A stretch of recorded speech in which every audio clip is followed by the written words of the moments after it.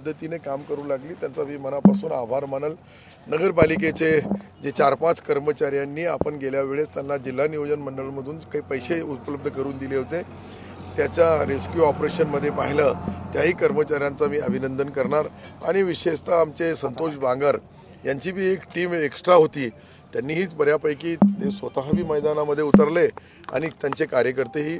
अशाच पद्धतीने सर्व राजकीय नेत्यांना माझी विनंती राहील की याच्यामध्ये राजकारण न करता आपण समाजाचे घटक आहोत, आपल्यावर जबाबदारी आहे, म्हणून सर्व पक्षीय सर्व जाती लोकांनी याच्यामध्ये मदत करावी। काही सेवाभावी ट्रस्ट असतील, काही व्यापारी असतील, सरकार तर युद्ध पातळीवर सर्व काही देणार आहे। सरकार कोणत्याही गोष्टीला कमी पडणार नाही। या राज्याचे मुख्यमंत्री आदरणीय एकनाथ शिंदे साहेबांनी जे आदेश काढलेले आहे, जे आदेश दिलेले आहे की ज्या ज्या ठिकाणी शेतकऱ्यावर आपत्कालीन परिस्थितीमध्ये जे नुकसान झाले असेल त्याचे वस्तुनिष्ठ पंचनामे करावे आणि पंचनामे करून तात्काळ सरकारकडे पाठवावं आणि सरकार त्याच्यामध्ये मुख्यमंत्री दोन्ही उपमुख्यमंत्री महोदय त्याची पूर्ण हे जे आलेल्या रिपोर्टची हे करतील आणि पुढच्या कॅबिनेटमध्ये किंवा एखादा कॅबिनेट हा धोरणात्मक निर्णय मोठं नुकसान आहे, परंतु जे काही नियम आहे आपले त्या नियमाप्रमाणे सर्वाला नुकसान भरपाई दिली जाईल। त्याच्या व्यतिरिक्त काही द्यायचं आहे तर सन्माननीय मुख्यमंत्री महोदय याचा अंतिम निर्णय घेतील।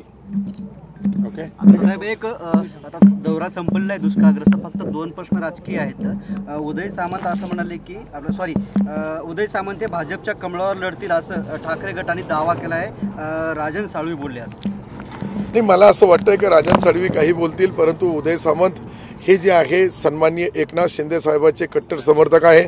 माझ्यासारखे आमचे संतोष बांगर साहेबासारखे आम्ही सर्व धनुष्यबाण निशाणीवरच लढू आणि निशाणीवर लढल्यानंतर निवडून आल्यानंतर पुन्हा सन्माननीय मुख्यमंत्री एकनाथ शिंदे साहेब होतील। गड्डांच्या हस्ते माझा परवेश झालेला आहे, मात्र काही माझे विरोधक जे आहेत ते त्याला विरोध करतात असं खडसे साहेब म्हणाले आणि मी जर भाजपनं भूमिका स्पष्ट जर नाही केली तर मी शरद पवार सोबतच राहील असंही खडसे बोलले। नाही, शेवटी खडसे साहेबांनी काय करावं, ते राज्याचे ज्येष्ठ नेते, त्यांनी त्यांचा निर्णय जे घेतील तो निर्णय अंतिम राहील। मला तर असं वाटतं की ही पॉलिटिकल बोलण्याची आज चर्चा करण्याची गरज नाही। दौरा अजून माझा पुढं संभाजीनगरचा बाकी आहे, अजून मी संभाजीनगर बी, परंतु तुम्ही जे बोलले ते बरोबर आहे। मी बी ती ब्रेकिंग न्यूज ऐकली आणि त्याप्रमाणे पुढच्या भविष्यामध्ये त्यांना काय निर्णय घ्यायचा, आदरणीय शरदचंद्रजी पवार साहेबांसोबत राहत असेल तर ती त्यांची मर्जी आणि भाजपसोबत येत असेल तेही त्यांची, परंतु सन्माननीय एकनाथ शिंदे साहेब हे जे आहे या राज्याचे लोकप्रिय मुख्यमंत्री आहेत आणि जो निर्णय ते घेतात त्या निर्णयाशी बांधिलकी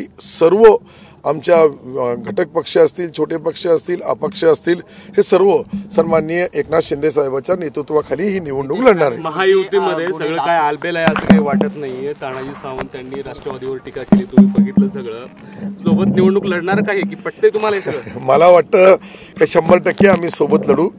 शेवटी आमचे सन्माननीय मुख्यमंत्री महोदय प्रत्येक वेळेस आम्हाला आदेश देतात, निर्देश देतात, सूचना देतात का सर्वांनी ही महायुतीचा गठबंधन आणि त्यामध्ये विशेष पक्ष आपल्या सोबत आहे, ते भारतीय जनता पार्टी असेल, आम्ही शिवसेना म्हणून आज मुख्यमंत्री एकनाथ शिंदे साहेब आहे आणि राष्ट्रवादी एक आमचा अलायन्स पार्टनर आहे, म्हणून मला असं वाटतंय की तिघही पक्षाचा समन्वय करण्याचा काम मुख्यमंत्री महोदय करतील। गुलाबी कलर यशस्वी होईल का येणाऱ्या काळामध्ये?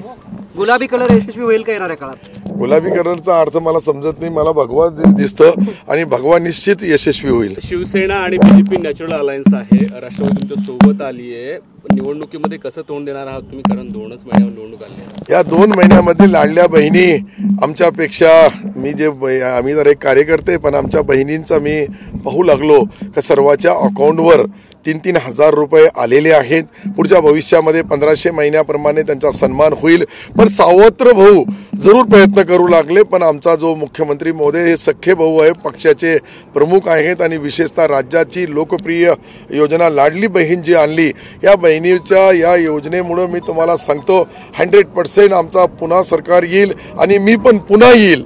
इथं आल्यानंतर आता पालकमंत्रीपद कोणतं मिळेल हे काही बोलता येणार नाही, मंत्रिमंडळ, परंतु सन्माननीय एकनाथ शिंदे साहेबांसोबत मी ज्या पद्धतीने काम करतो, 18 तास काम करणारा, इतका मेहनत करणारा, इतका आपला सालदार महिंदार रोजदार तरी थकून जाईल, पण मुख्यमंत्री काम करताना थकत नाही। शेवटच्या माणसाचा न्याय देण्याची भूमिका साहेबाची असते। तुम्ही पहा काल जे घडलं त्यामध्ये तात्काळ मला आदेश दिला आणि त्या आदेशाप्रमाणे मी हिंगोलीला मुक्कामाने होतो.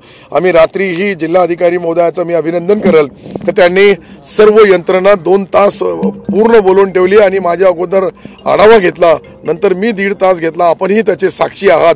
या पद्धतीने आपण अंदाजा लावा का ज्या वेळेस अशी परिस्थिती निर्माण होती त्या वेळेस मुख्यमंत्री महोदय किती सतर्क राहतात हे माझ्यासारख्या कार्यकर्त्याला शिकण्यासाठी मिळतं. एसटी महामंडळाचा संप सुरू झालेला आहे.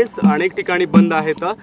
प्रवास वेगवेगळ्या मागण्या आहेत. त्यासाठी तुम्ही मध्यस्थी करणार आहात का? सीएम साहेबांना काही बोललं होणार आहे का? नाही, निश्चित आम्ही सन्माननीय मुख्यमंत्री महोदयाशी चर्चा करू आणि मुख्यमंत्री महोदय याचा तात्काळ निर्णय घेतील. शेवटी एसटी बस जी आहे ही लालपरी जी आहे ती लालपरी नावाने ओळखल्या जाणारी आमची बस चालू राहायला पाहिजे. गोरगरिबांना आपण पाहिलं का महिलांना 50% त्यामध्ये सवलत दिल्यानंतर एसटी महामंडळ थोडा सक्षम झालेला आहे.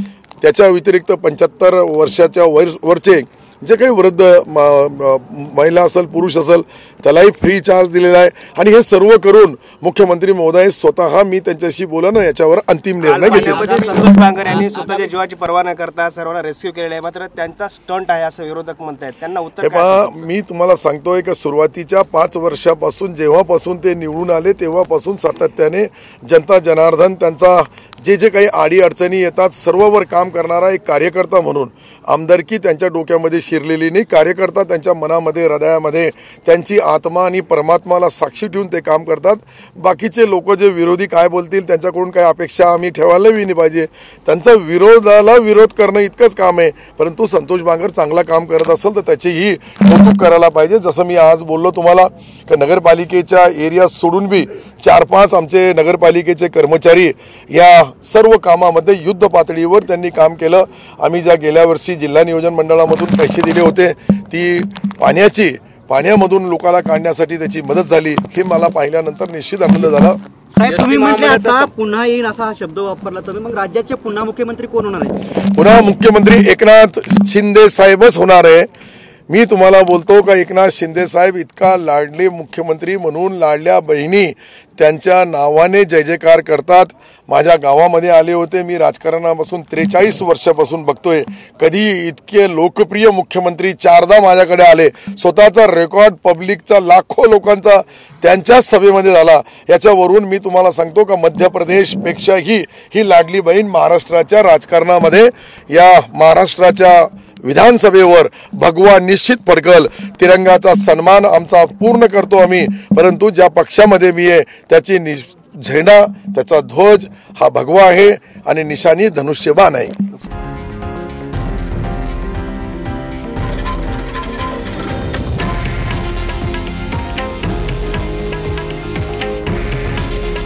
हे आहे देशातील नंबर 1 न्यूज नेटवर्क आणि आपण पाहत आहात TV9 मराठी. काळजी तुमची, हित महाराष्ट्राचं.